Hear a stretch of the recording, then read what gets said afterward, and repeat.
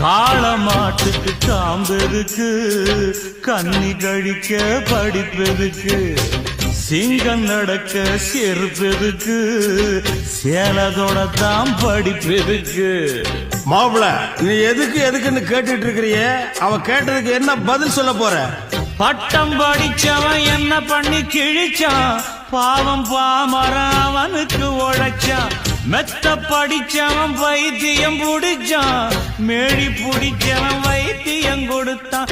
ஆள் போல வளர்ந்தவன் ஆகாசம் அளந்தவன், அடியே அடியே எம் போல வேற யாரு கேட்டாலே ஒரு கேள்வி, நெஞ்ச கிள்ளி விட்ட படுபாவி. அடியே கேட்டாலே ஒரு கேள்வி, நெஞ்ச கிள்ளி விட்ட படுபாவி.